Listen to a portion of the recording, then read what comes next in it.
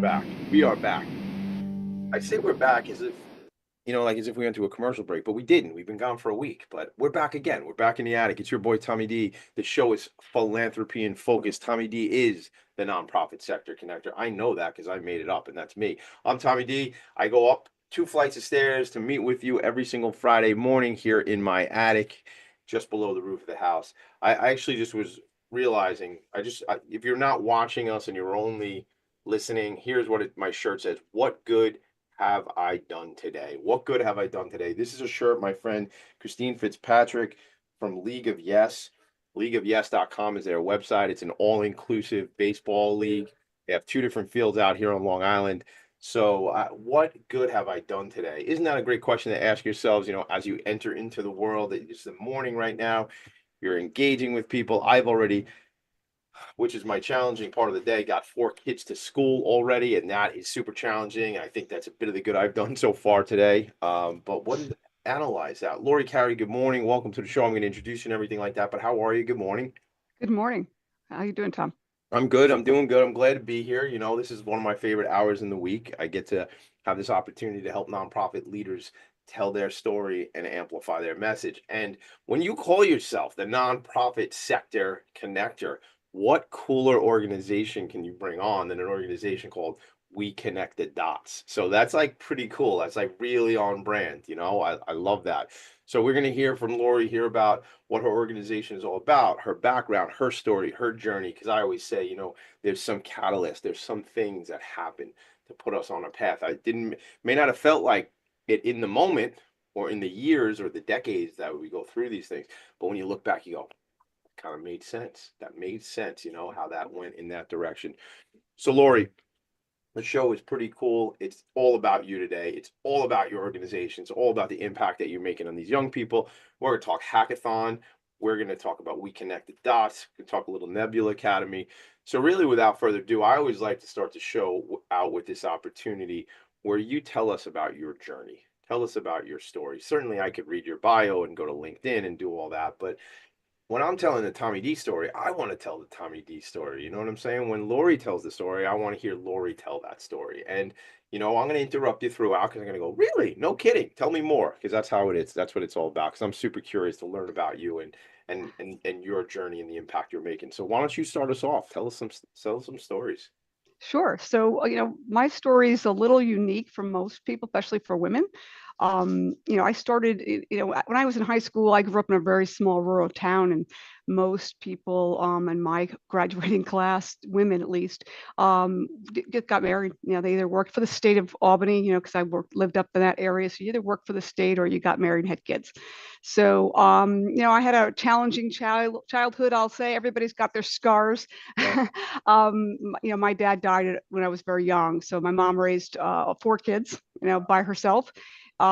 Mostly a lot of support from family and her that she had. She grew up in a family of 6 kids, so for her it was very much my uncles kind of stepped in as dads and helped us. But I didn't really know what I wanted to do when I went to go to college. My siblings, my brothers were going to college.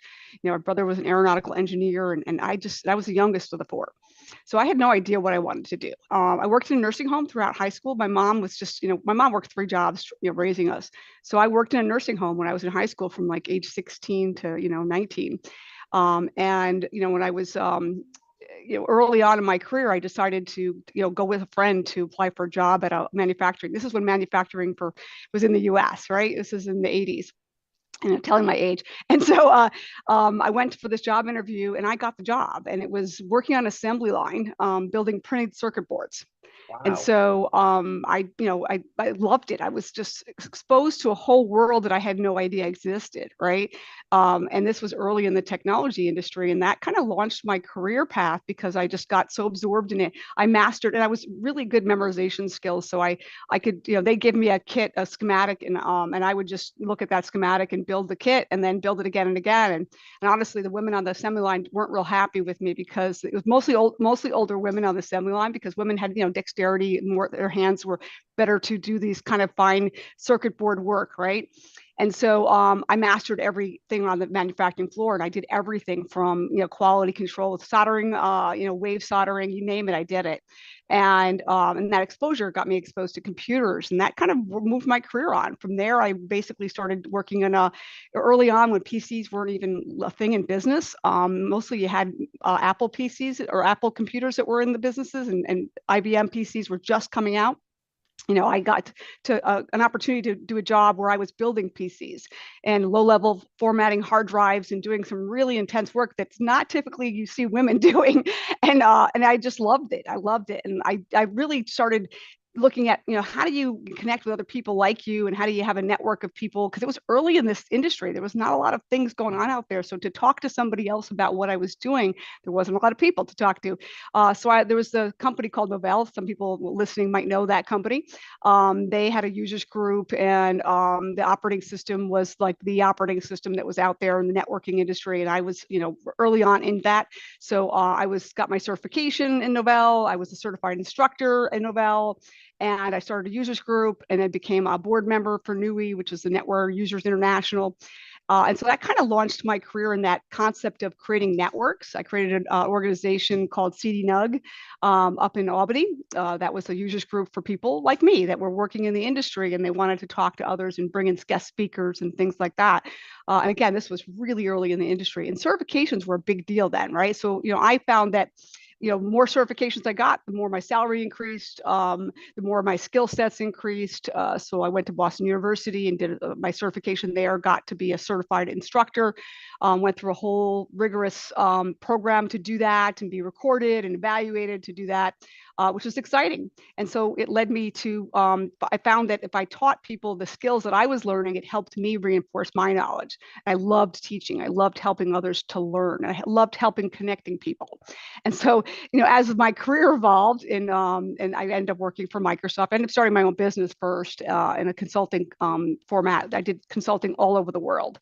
I was CNE of the year for those listening who might know Novell and know what that is. It was a pretty big deal for me at that point. I was like, hey, cool, I can retire now. I got that like big bucket list thing done.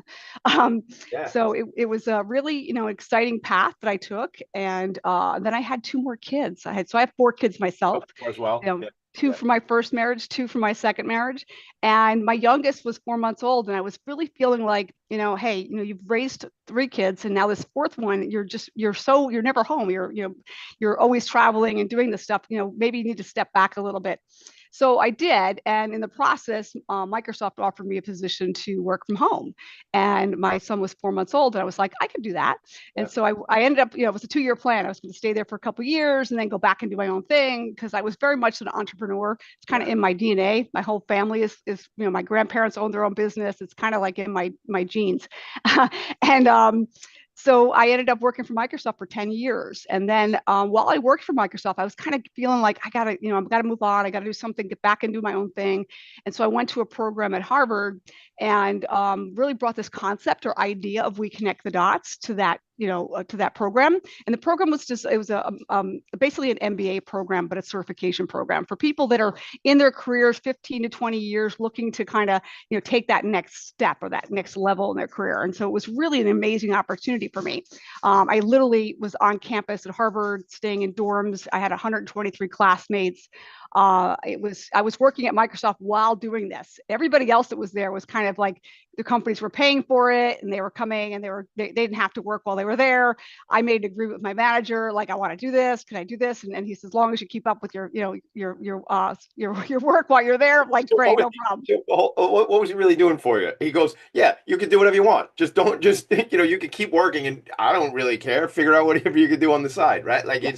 it's almost like he wasn't really helping you out so much. Like Yeah, you know, but they supported me. They yeah, definitely supported me to do it, so it was great. And they supported the organization too. When I initially started it, Microsoft was very much involved in making sure that the organization was successful.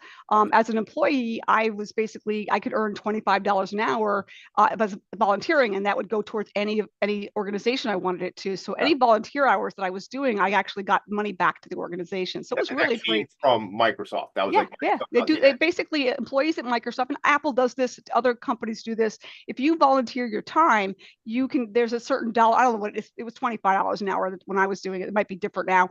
And then they take those funds and they donate it to your organization through their giving plan. And Okay. so it was really a great opportunity for me to do the work I wanted to on weekends and nights while I was working at Microsoft and grow the organization successfully.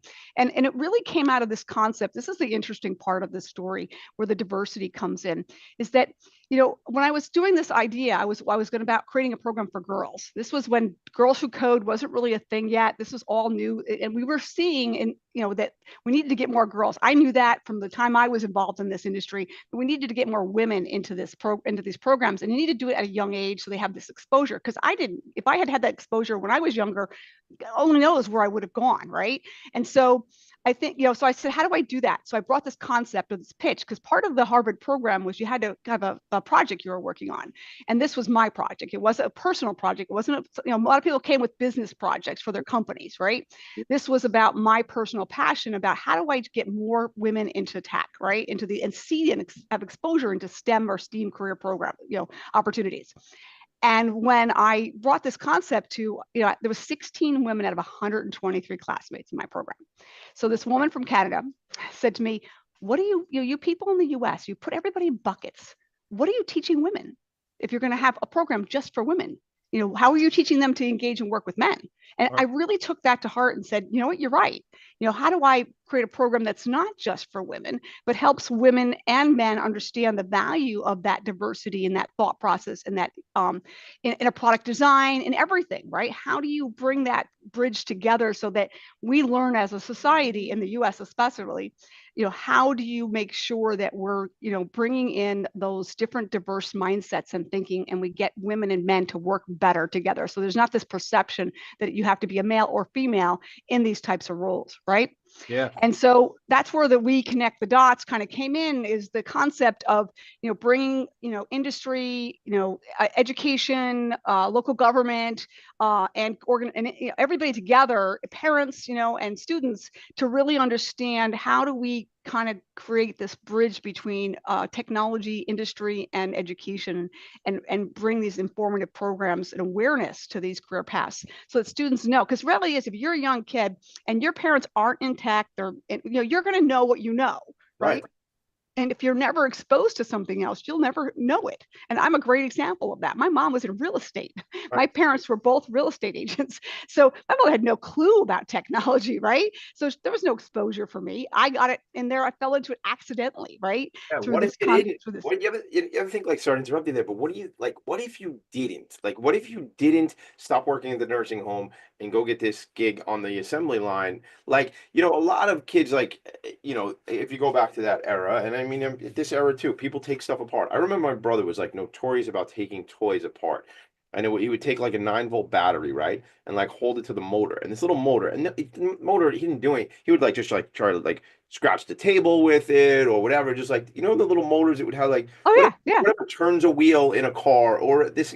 And so like now he didn't go further into that field. He's in business, but he didn't, but that was something he tinkered, you know, like people tinker. Like if you think about like, uh, um, Jobs and Wozniak and all that stuff when they were doing, and there was all these like guys who are gals too, I'm sure, but probably not as many as you're talking about, right? But like that would tinker and they say, I'm gonna make my own computer. I'm telling you this, Lori, honestly, sometimes I'm afraid to like do something wrong in Microsoft Outlook, and people go to me like, what does it matter? Like, you're not gonna break freaking Outlook, Tommy D. Like, it's not like that big a deal. But like, I'm Gen X, and like I guess at times I felt like I don't understand the stuff. Now I don't care as much anymore. I just try to break things, you know. Like, I guess that's more my Well, philosophy. it brings up a really good point, is that in our school systems, and it's Yeah, changing, it's right? changing. Mhm. But you know, we're taught that failure is a bad thing, right? So Yeah, you know, yeah, gotta right, pass, right? And yeah, then we got to the point where we're teaching to exams and not really teaching, right?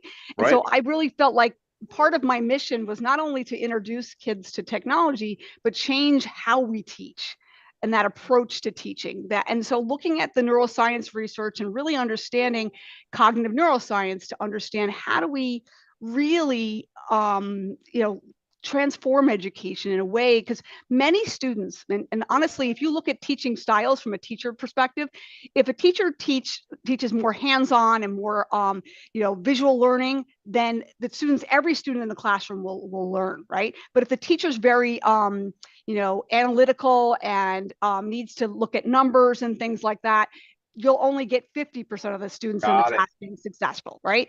Because that's just, so teachers have a tendency to teach to their way, how they Their learn. style. Yeah. Yeah. Learning And style. because that's what they know. It's no different than the students knowing only what they know, right? So what we try to do is demonstrate to teachers, how do you really create fun, engaging learning experiences that transform education in a way where everybody gets a positive impact, right? Not just those students who excel. Yeah. Because, and what we see in our programs, this is the best part, like the hackathon is, our hackathon program was one of the first programs that we started, and that came out of our students, our community ambassador students, who were really part of shaping and running the organization, these young entrepreneurs that said, hey, we want to learn to code. I'm like, okay, great. So let's create a program. Originally called it a hackathon first year. And parents were like, you're teaching our kids to hack? What is that? Right. And so nobody, parents weren't letting their kids sign up. And this was 10 years ago. So we said, okay, we'll call it a codeathon, right? Yeah. And so we called it the codeathon. But did you have parentheses? Was it parentheses hackathon? No, it wasn't. But it was really about pitching it and selling it to the parents, right? Because they were signing their kids up, because these are 13 to 18-year-olds, right? And so really looking at how do you, get parents to understand the importance and the value of this, right? And so, this program evolved, and what we saw in the program, which was so exciting and so, I guess rewarding for me, is that you'd see these students working together in teams. Some students who had, these really capabilities of doing coding, they know how to code, or they had exposure to code, and then students who didn't. And that bridge of those skill sets coming and seeing, oh wow, your creativity and your thought process is so different than mine, and then that value and that bonding that took place with those students. Right? Yeah, like at a young age. Oh, yeah. We got to take a quick break. We're going to come back because I want to get into teaching styles and all this stuff. I think we're going to have to do 3 episodes of a show with you. I just realized. I realized it as you were talking there. So just those learning styles, and at such a young age, like I think of my children, 15, 13, 12, just had a birthday, and 9. So 15, yeah. I'm doing new numbers because 2 of them. They're all different. Right. Oh my God. Because I know my 4 kids. Exactly. Yeah. Forget about it. That's a whole. We'll talk about that. So let's take a quick break. Let's come back. I want to talk about how you transform that. I want to talk about certifications. I have a question about certifications, micro certifications. I want to talk about because that's a thing, and college and not college and technical. Yeah. No, these are great topics. And all that stuff. All right. This is Philanthropy Focus. I have a lot of ideas. She has a lot of ideas. I don't know what's going to happen. We'll be right back. Are you a conscious co-creator? Are you on a quest to raise your vibration and your consciousness? I'm Sam Leibowitz, your conscious consultant, and on my show, The Conscious Consultant Hour, Awakening Humanity, we will touch upon all these topics and more. Listen live at our new time on Thursdays at 12 noon Eastern Time. That's The Conscious Consultant Hour, Awakening Humanity, Thursdays 12 noon on talkradio.nyc. Are you a high-achieving, growth-oriented leader? Are you interested in developing your authentic leadership while creating a healthy, inclusive workplace? Hi, I'm Dr. Mira Brancu, host of The Hard Skills on talkradio.nyc at 5 p.m. Eastern on Tuesdays, where we discuss how leaders develop the hard skills needed to make a greater impact. We interview experts, have live coaching, and tackle these challenges. Listen to The Hard Skills on Tuesday at 5 p.m. Eastern on talkradio.nyc. If you don't have your health, what do you really have? It's time to feel good in your body and shift from struggle to ease. Hi, I'm Elizabeth Tripp, your host of Nourish the Soul, where we explore the sacred wisdom of your body while you sit back, relax, and go on a journey of self-discovery. Join me every Tuesday at 6 p.m. Eastern Standard Time to awaken your heart, transform your well-being, and unlock a deeper understanding of yourself. You're listening to Talk Radio NYC. Uplift, educate, empower.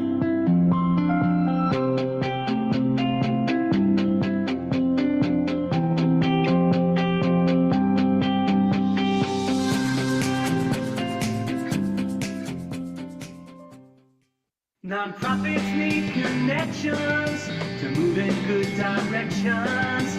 So cut through all the static. Join Tommy in his attic. Shout out to my friend Brendan Levy. I call him Uncle Brendan Levy, lead singer of a band called Damaged Goods. They were called the Goods back in the 80s and 90s, but now they're older men, so they call themselves Damaged Goods. I think that's fun. And Brendan was an honoree at the Queens Chamber of Commerce Business Person of the Year event the other night, which was Wednesday night. And that was it's chilly out this time of year in New York, man. And I remember like being very chilly that night, but it was an awesome night. Brendan's a great friend. The Damaged Goods are playing out on Long Island on 12/14, but Brendan's singing, but we wrote that song together. I call it like a Lennon and McCartney kind of thing right there. We wrote that together, although I guess he's the better singer. While we were at break, I shared the website we-connect-the-dots.org. Or what I did was Google We Connect the Dots nonprofit. But if you want to go direct to the website, we-connect You could do it without the dashes too. It'll resolve to both of them. Can you? Is it both ways? Does it show up both ways? I'm laughing because I'm looking at the URL. Oh yeah, believe me, talking about like branding issues, when I first had that name of the organization, I was, because people said, that's what I did. I connected That's what you people. do. I did, right? I get it. Trust me, if anybody gets what you're saying, I get it. Yeah. Yeah. And so, but I got a lot of criticism. People said, "Oh, the domain name's too long, blah blah blah," right? And I almost started to listen to them. And this is part of like being an entrepreneur. You have to kind of shut off the noise, right? And go with your gut, because that's really the best way to go. And so I was adamant. I'm like, no, we're sticking with it. And then we had a branding designer from a woman from Microsoft who helped me with the branding. And what's funny is I didn't notice this until years after the organization was established. And it was when I noticed it was the day we were on the stock exchange, that we were with Microsoft up on stage and opening the stock market. And so our brands were together for the first time on the big screen, right? On the big screen in Times Square, right? And I noticed the colors of our dots were the same as the Microsoft dot blocks. And I didn't even notice that. And she said, yeah, we it was really, so she designed the branding, and the dots are those kind of same colors as the Microsoft colors. That's pretty cool. That's kind of funny. Yeah. It's kind of funny story around that, but yeah. But branding is incredibly important, man. Listen, like I came up with this idea and just started calling myself the nonprofit sector connector, right? Talk about URLs. I'm on this whole campaign for, actually, I'll show you one of the shirts right now. I'm big on shirts, but I'm on this whole campaign because I think we have to, can you see this one? Yeah. Hashtag I like that. Stigma together. I'm on this whole campaign about we must end the stigma as it relates to the conversation around mental illness and or mental health. Shout out to Transitional Services for New York. I was at their holiday party for their staff yesterday, TSINY. 5,000 individuals they serve in the New York City community who are living with severe and persistent mental illness. We have to have this dialogue, but I got the domain ending the stigma together dot like that, and that's talk about long, man. Like really, like that's a long. But yes, the website's important, right? But it's branding. I want that thing. Like I wanted to have the brand. Yeah, well, we ended up getting WCTD eventually too. Yeah. So we have. So if you can use we-connect. You can use it without the dashes, and also we have WCTD.org. That's cool. So you use the shortcut one there too, and you'll get that. Yeah, I just did that, and it brought me to the same thing. Yeah, that's cool. That, and when you can get like that was always the cool thing I remember back in the day too. When you get those shorty ones, like those little tiny ones, like that was like a super win, Yeah. So we use WCTD a lot because it's just it's easier. It's easier. Yeah, it's just easier. I want to talk. I mean, look, neuroscience. It's STEAM. I want to talk about certifications as you talked about that. So where do we go from here? I mean, when do you decide like? Is We Connect the Dots that program that was up at Harvard? Like, is that what this came out of that work? What it evolved into was this. When she made that statement to me, I decided to do this program where I would teach and bring both boys, women and men, boys, girls, because it depends on the age group, use those different terms, right? young adults Yeah. into this, world, and how do we, teach diversity and the value of this. And so one of the things that I did at Microsoft as part of my role there was I managed a community of women at Microsoft. It's like 5,000 women at Microsoft who, it was called Women at Microsoft. And that is, as a president of that organization, and this was a stretch role at Microsoft, which is, you don't get paid for it. It's just another role that you do at the company, right? And it was, for me, it was about, a passion I had, and really demonstrating my leadership capabilities and giving me an opportunity to do that. So it really, because I came from a consulting world where I ran my own business and then went to an individual contributor at Microsoft, and that was really hard for me. Well, So you wanted to be with people, right? You needed to like have that. I needed to lead. I needed to I lead, needed and to that lead. was God. really, what I wanted to do, right? And so doing that role gave me that opportunity to lead, and it gave me an opportunity to make an impact for women at Microsoft. And so part of that is I went to a conference in New York City for leadership, and it was Women in Leadership conference in New York City. And it was at that conference there was a topic on neuroscience, your brain at work, right? And this was led by the Neuro Leadership Group, David Rock, and it really just triggered some things for me when I realized, wow, there's so much that we are learning about the brain and about how our emotions impact our ability to lead, to learn, everything, right? And so I became a neuroscience-based coach, took his certification program in San Francisco, and really took that content and said, how do we do, because reality is this kind of coaching is really expensive. It's usually for just high-level executives. It's not for everybody, because they don't want it to be. They want it to be up there making lots of money, right? Do you know Dr. Joe Dispenza? Are you familiar with Dr. Joe? No, I'm not. And again, I think you'd really vibe on his story and stuff like that. We'll talk about it offline. But like, this stuff should be attainable. I will tell you this. I'm going to share. That's where I set out on my Yeah. mission. I was like, Right. so I was like, all right, you guys are making lots of money doing this to teach this to executives. Why aren't we teaching this to teachers? And why are we teaching this to everybody? Like, I don't care whether you're an individual contributor or you're a leadership role. This training can impact anybody. And what I love about the training is it's not just about teaching you to communicate like in your business world, but also every aspect of you. So what I started to see was my own transformation of how I talked and communicated, because I was practicing. Keep in mind, you get this training, it's not like you're overnight an expert at it, right? It takes practice, right? Yeah. To really change how you're refraining your words and your language, and thinking about and always thinking about the person you're speaking to, not yourself. Because if you transition that thought process and think about who you're speaking to or your audience, and think about their emotions, right? Because there's a saying, and this is what I love about this concept, is in the aviation world, you put your mask on yourself before you put the mask on the person, your child or your senior adult, whoever you're with, right? And so it's the same thing with emotions. If you can control and manage your own emotions, you have to do that first before you can control and manage someone else's emotions, right? Because that's where you get that like fired up, everybody's, flared up, and you've got, emotional nightmare, right?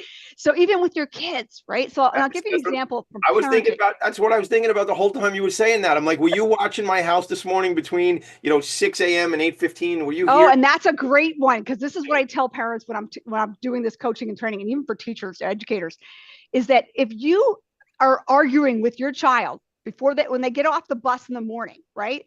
That child, depending on the kid, and I've got 4 of them, and 2 of them would be really triggered by this. 2 would not be so triggered by this, but they will be thinking all day long about that argument, and they're not learning. Their amygdala is basically just shutting off the PFC, and they're not learning all day.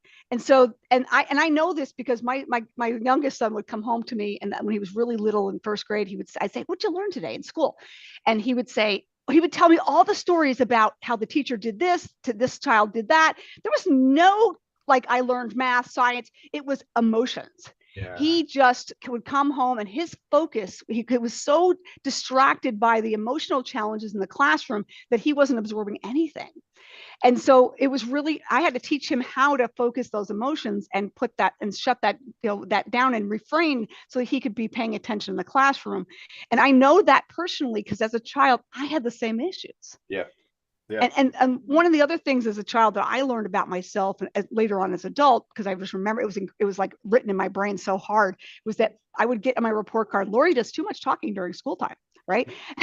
And my teachers, every teacher put that on my and it was because I needed Yeah. to talk about what I was learning. I Yes. needed to be social about my learning. And my teachers didn't think that was a good thing, right? And that's so wrong. So in our programs, we make time for that. Love that. We make But time for the kids to talk about what they just learned so that it writes to long-term memory because we yes. know that that's how the brain works. Yeah. Well, it's also then, but like, we got to take another break in a second, but it's also like now I can engage with this other individual and it goes to long-term learning, like you said. And I'm more enthusiastic because I'm like, oh, no I'm kidding. excited. And Yeah, that's an emotion you need. That's an exactly. emotion you need to write to long-term memory. 100%, Yeah, right? yeah. Like, if you can vibe on that and get that stuff in and go, oh yeah, I remember, because that's when I was talking to Lori and she said this and I said that, and then and now it's in there versus, I think, look, Otherwise, it's yeah, well, that's the thing. Look, I say this on the show all the time. I say it. I may come across to you right out of the gate, but I got the ADHD. Yep. Got it, love it. It's one of my favorite things that I get to say I have. And the thing about it is, I believe we are all neurodiverse. I thought I was We are. whatever the heck neurotypical was. I thought that It's was. neurodiverse. It's neurodiverse. Yeah. I think we're all neurodiverse, but I used to think I was neurotypical, whatever that Yeah. even Yeah, is. yeah, What is typical, like normal? What are we talking about? The point of the matter is, I believe like what you said earlier, how if we can engage the whole class, if it's more of a hands-on scenario, and that's going to get us 100% of the kids versus 50%, let's go there. And Yeah. I believe we are evolving. I really do. I see it. I'm seeing it too. Yeah. It's great, but I love that there's organizations like yours that are doing it on the front lines. We're going to a break right now. We'll be right back. Calm down, Tommy. We'll be right back.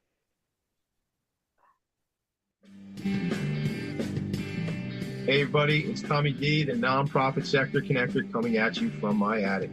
Each week here on talkradio.nyc, I host the program Philanthropy and Phocus. Nonprofits impact us each and every day, and it's my focus to help them amplify their message and tell their story.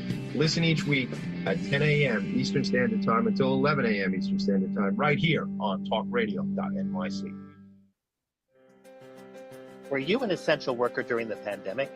If you needed to learn stages of epilepsy, did you depend on advocates? Did you use new innovations to cope with mental and neurological issues? Maintaining high quality of life and keeping good mental health are what we all strive for. I'm Frank R. Harrison, host of Frank About Health, and each week top healthcare influencers, professionals, and innovators answer these questions and more. Stay tuned on Thursdays at 5 p.m. on talkradio.nyc, and I will continue to be frank about health with all of you. Hi, I'm Linda Marsanico. The A Train to Sedona is a memoir about my journey to love and compassion. It's also the name of my new broadcast on Wednesdays at 12 noon. When we are spiritual, we embrace possibilities and ideas, which strengthen our mind, body, spirit, health, and wisdom. On the A Train to Sedona broadcast, I plan to interview guests who embrace these expansive practices. Join us on Wednesdays at 12 noon on Talk Radio New York City. You're listening to Talk Radio NYC at www.talkradio.nyc. Now broadcasting 24 hours a day.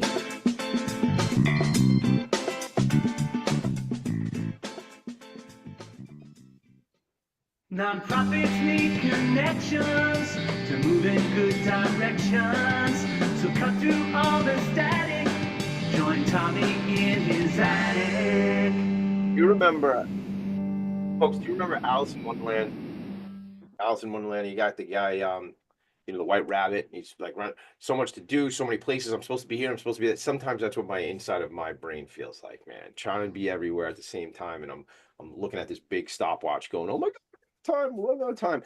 Guess what? I got time. We have time. We're going to do what we do today. And then Lori will come back because we are doing 5,000 episodes of this program. So, you have to just come back and I'm recording, I think I told you earlier, a couple of episodes of a TV show this afternoon called Long Island Changemakers.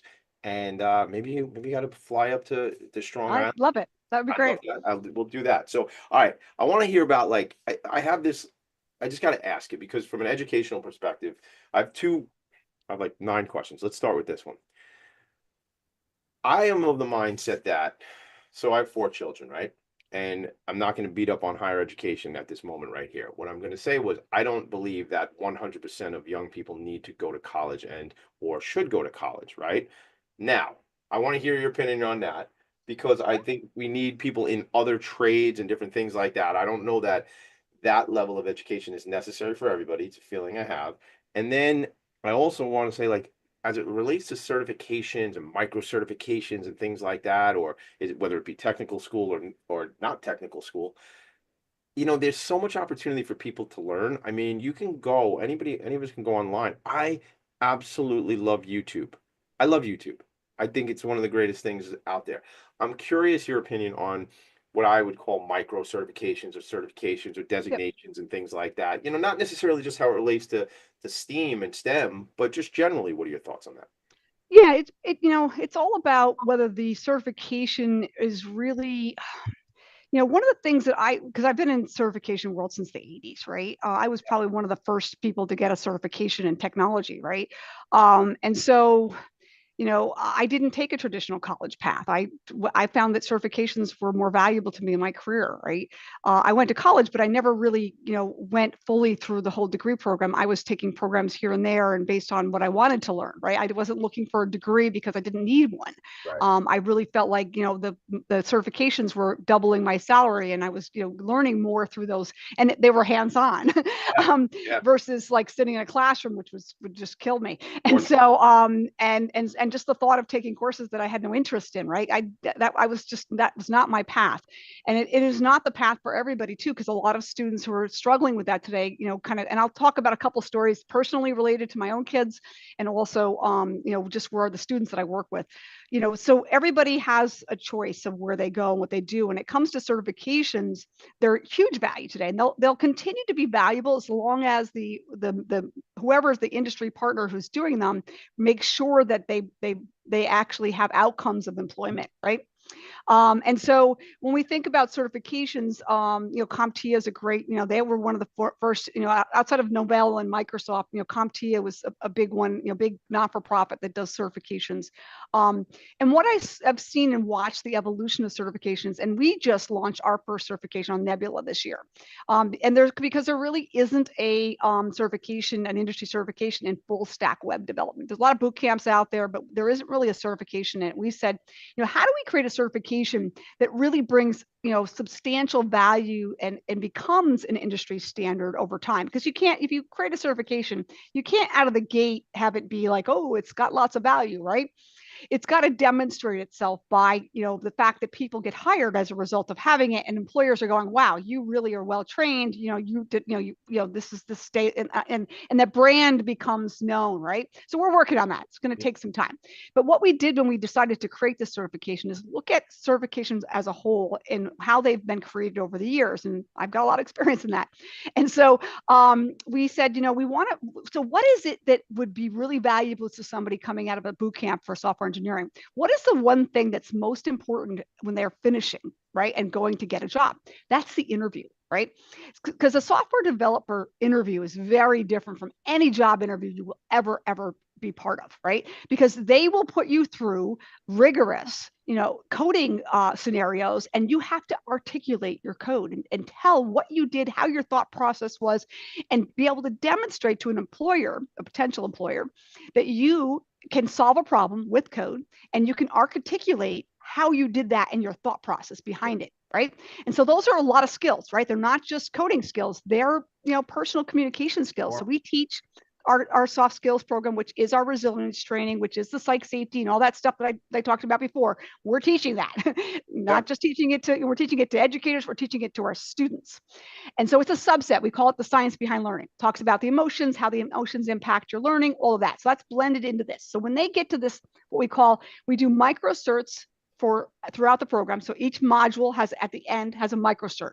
They are proctored exams, which means you're going to go online and somebody's going to make sure you're not cheating, right? And you're going to go through and answer a lot of questions about the content that you're learning.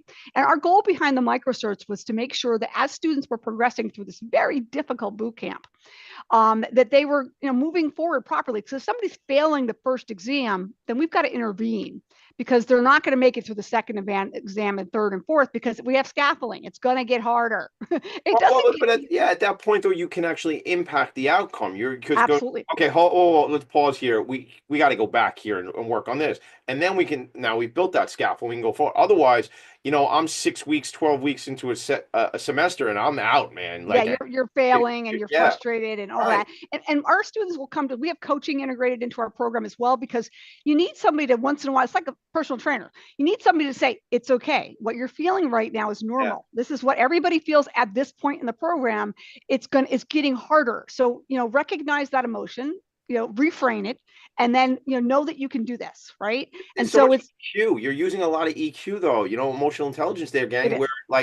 And maybe that comes from that whole, and I pulled up the website, but the neuro leadership, your background in that work too, right? Because It's a combination of Neural Leadership Group and Academy of Brain-Based Leaders in California. So okay, two entities that we use, and we actually have kind of shifted our focus more on ABL than we do neural leadership right now. okay, cool. And so that's really, we use their assessments. They have a safety assessment that we do put every student through. It basically looks at their triggers to see what their emotional triggers are, and then how do you be self-aware of those triggers and manage those triggers so that you can move forward through adversity, right? Well, who though? What age group? Because I'm thinking about, children in my life and like, Yeah, would so they we've start- done it with our younger adults too. Yeah. But it's just what we're doing is we're looking at working with ABL to modify that assessment to be more, younger age group than it is today, because a lot of the questions that are in the assessment are work focused and they haven't gotten to that point yet. So we have to modify that assessment to kind of get there. So we're working on that piece of it. But you can still teach the concepts to them and explain to them about the trigger. And it's all about in the moment. Any assessment you take is about your emotional state in that time that you take the assessment. You have to be very careful because you don't want it to define somebody, right? Sure. So you have to, any of these things like DISC and all of those things, they're in the moment, right? They don't make, it doesn't put you in a bucket. That doesn't mean who you are forever. It just means who you are in this moment. And you have to really be careful of that. I want to pause you right there because I want to underscore that, because I hear with people with DISC, like they define themselves by DISC. It's terrible. Like, I am, and then they say the 4 letters. Like I am, but like, okay. I could be in every one of those quadrants. It depends 100%. on what day of the week it is. 100%. It depends on how much caffeine is running through this body. It depends on who pissed me off the morning of it. There's a lot of things. And did I meditate? Did I not meditate? Like a lot of things involved with that. But I think in any case, we shouldn't like just block ourselves into these things. We shouldn't. We have to be careful of that. Yeah, it's bad because I've seen what happens, especially with young adults. It puts them on a course path that they think that it's like, I'm stupid. Yeah, I'm going to do that because that's stupid. I'm stupid, right? It's Carol Dweck. Growth Oh mindset. yeah, Carol right? Dweck. We use a lot of Carol's work. Yeah, right. Carol's great. Carol Dweck, the growth mindset gang. Because I'll tell you this candidly, I don't think I say I'm pretty open book on the show, and I don't think I've ever said this. But when I was growing up, I was like, things came really, really easy to me. Like early on, like the first 8 years of school, like pretty easy to the point where I didn't have to do much work at all. Like I'd show up and I'd understand it. Okay, so what I was told was he's bright, or I would hear people say he's bright. And you know what? I will tell you to this day, and I try not to talk about other people and their situation, but there are people in my life who put in much more effort than I ever did and got way farther than maybe they would have expected to get because they were not told that they were bright, or they were right and they knew they had to work harder. And I will tell you this, I know I mailed it in a lot, right? And then when I got to a point, it was too late where I thought I could still do that. And guess what, Lori, something you probably know and our listeners know, when you're in college and you're studying finance, you can't miss 5 weeks of calculus and then show up. It doesn't work that way. It doesn't work. So part of why I started the organization, there's another variable here, is my third child. My third child is one of those kids who just was reading at 2. I mean, he's a brilliant kid. And what happened was, though, he started kindergarten at age 4. And so he went to first grade at age 5. And so he was really accelerating. And we were worried about, like, okay, we're pushing him too hard. And what I realized for him was we weren't pushing him hard enough. And so, and he was pushing himself too. So he does that till to this day. He's just such a, already has 2 businesses. He's 23 years old. It's crazy. So, but he was one of those kids where the school wasn't giving him enough. Yeah. And so when I thought about the organization, I ran the robotics club for the school. I did all this stuff. And then when I started We Connect the Dots, he ended up starting to teach for me at 13. Wow. He was teaching. And so for me, because I would give the school, I would tell the school, can you give him he would get 100 on every single Yeah, spelling see, test. because then you get bored, don't you? Like, I don't Well, know if because you would say if that, you're but not being challenged, you're not going to fail, and you're not going to know where you're pushing oh, so yourself to, yeah, right? And you need to fail. And I was watching a kid who was never failing. He was yeah, never failing. And so yeah. I said, I need to make him fail. How do I push this envelope so that he fails? This isn't like you didn't like pass him in the hallway of the house and knock him over and stuff. You weren't Almost. kidding. Well, I've done that with all my kids. So yeah, I can tell you stories of what I've done to my kids. My daughter especially, she could, I pushed her off a cliff one time because I had to. So she was repelling, and it was like, you're gonna do this, go. So you really kind of have to push your kids, right? Now there's a fine line there. It's not like some of the cultures where we're really Yeah. it's about letting them feel what it's like to fail. Well, So because that emotion is there, because here's the thing. I know especially on Long Island, you look at these kids who go to college who never failed in high school, right? Yeah. They go to college and now it's hard, and Yeah. they don't know how to handle that emotion of failure. And Just so the- they just the fail emotion. and they Yeah. drop out and they come home, and mom and dad are like, you were an A student. What happened? Right. Yeah. So you have to make sure that your child understands what it's like to fail and Adversity. how to handle that emotion of failure. Yeah, because we're going to your earlier point, right? You're going to fail. You're You're going to fail. You're going to, if you're or you're pushing not, yourself. or you're not right? going to live, or you're not going to actually do anything, I guess, right? Like you gotta, because Yeah. then you're not reaching, then you're not Yeah. stretching, right? It's like the helicopter mom, the ones that, like, every time somebody falls, they pick them up, they brush them Yeah. off, right? No, let them brush themselves off. Walk it off. That's how I used to say. Back up and stand up, Listen, my first, when we, again, having four, when you have four, like the first one, like, oh my God, right? And then they react to that, like, because they fell. But then after that, I'm like, walk it off, man. Like, what'd you do? You scratched your knee. Let's go. Let's go. I mean, it's funny. I coached a CYO basketball team, and I had, for my younger son, and 12 9-year-olds are yelling different things at me last night at this practice, and I'm like, I can't even control the 4 kids I live with. What did I think I was going to be able to do in this gym for an hour on Thursday afternoon? We got to take a quick break. We come back. We got to talk about what Hackathon is real quick, what the organization needs, how we can help. How's that sound, Lori? Sounds good. All right, we're right back. Are you a high-achieving, growth-oriented leader? Are you interested in developing your authentic leadership while creating a healthy, inclusive workplace? Hi, I'm Dr. Mira Broncu, host of The Hard Skills on talkradio.nyc at 5 p.m. Eastern on Tuesdays, where we discuss how leaders develop the hard skills needed to make a greater impact. We interview experts, have live coaching, and tackle these challenges. Listen to The Hard Skills on Tuesday at 5 p.m. Eastern on talkradio.nyc. Hey everybody, it's Tommy D, the nonprofit sector connector, coming at you from my attic. Each week here on talkradio.nyc, I host a program, Philanthropy and Phocus.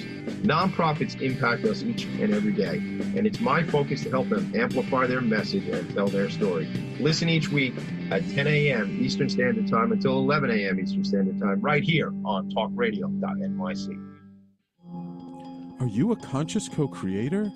Are you on a quest to raise your vibration and your consciousness? I'm Sam Leibowitz, your conscious consultant, and on my show, The Conscious Consultant Hour, Awakening Humanity, we will touch upon all these topics and more. Listen live at our new time on Thursdays at 12 noon Eastern Time. That's The Conscious Consultant Hour, Awakening Humanity, Thursdays 12 noon on talkradio.nyc.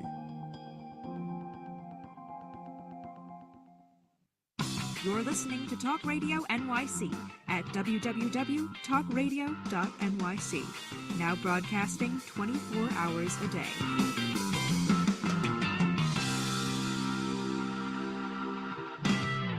Nonprofits need connections to move in good directions.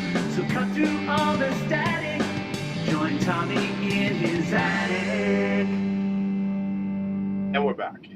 So, Lori, I want to talk about we only have a few minutes left, and I want to get into the organization,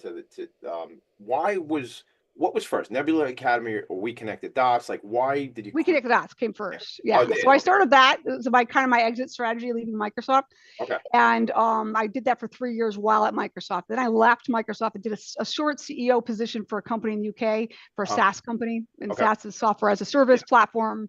And then I left that position and said, I want to start a for-profit that really helps bring teachers. We started off the company Nebula Academy to really help educators understand the science behind learning.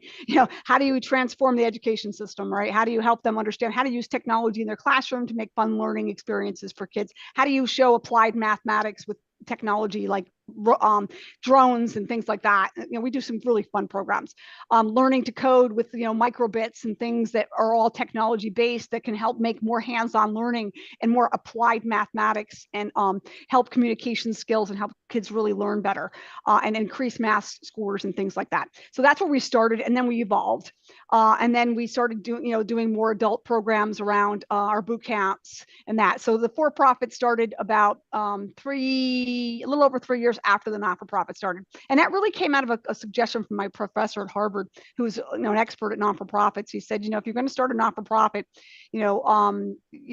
don't worry about what you call it right now. Just have it help and sustain the not-for-profit. And that's really what we've done, is create an organization that's really there to help lift the organization as a not-for-profit. Like when a lot of our resources on the for-profit help out in the not-for-profit, and they volunteer. They don't get paid for their time.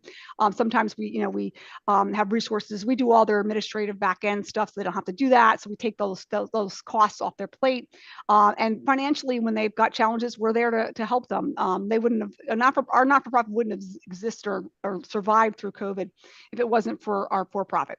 And so the for-profit is Lori Carey Consulting. That's like the original name, but we've rebranded it to Nebula Professional Development Academy. So that's the DBA for the organization, and that's how the two of them kind of were created. And so again, go to nebulaacademy.com to find that, right? That's what I'm looking at right now. So Nebula is NEBULA academy.com. Check that out. Is there something like, this is like, selfishly, I want to know, like, I'm not a tech person, right? But I do like to learn, and I do like to be aware of things. And is there an application for folks like me who need to understand, but I don't see myself coding. I don't really think. It's okay. It's So we have a lot of different programs that help you explore that. But so here's the thing: you may not need to learn to code, but you need to understand coding and how it impacts the business, right? And how it is used, and the resources that are used for that. So if you're going to manage resources in today's businesses, you need to be able to understand that, because a lot of times, as a leader, if you don't understand the limitations or capabilities of the technology, then you could be going down a path that could be, a bad path. Like, that was the .com bubble, right? Where we were putting in technology just because it was cool, right? You really have to today understand the technology, and is it justified, right? Is it going to drive the business forward? Is it going to create the right momentum that we need? Otherwise, it's a distraction, right? And it's expensive distraction. So that's really what we're teaching students, is to understand how the technology can impact a business. And so all of our programs integrate, like our upskill program on We Connect the Dots is a program where we help students kind of explore all the different aspects of technology and how they're used in business. Like, how do you create a website in like WordPress or drag and drop stuff? It's not coding, it's drag and drop. So you can learn to do that. And if you gravitate to it and you like it, well, maybe you might want to learn to code, right? And so then we teach business automation. So business automation is, using Microsoft Power Apps, for example, Power BI. That's all, doesn't require coding. It's drag and drop. But if you really gravitate and like that, you might want to learn how to code in Python, for example, because that might take you on a path towards that. And it's really about teaching people how to learn and pick up any technology on your own. That's what we're trying to teach them, because you have to get to that point. If you're going to be in the tech industry, you better know how to pick up a new technology and learn it. Right? Because your boss is going to ask you to do that. They're going to say, hey, we got this new thing coming out, AI, for example. How is that going to help our business? Oh, let me go do some research. I'll figure that out. And so we're teaching them those skills of how to research, use AI to do your research, and understand how AI can impact the business. That's the business automation. Yeah, there's no excuse to say I'm just not going to do this stuff. Like, you can't anymore. No. Like you're going to be irrelevant and not have a job. Like maybe if you're 78 or 90, like maybe. But like if you're in your 40s or 50s or 60s, gang, you're going to be around another 25, 30 years easily. Gone Right? is the days where I learned something and now I have a job and I do it forever.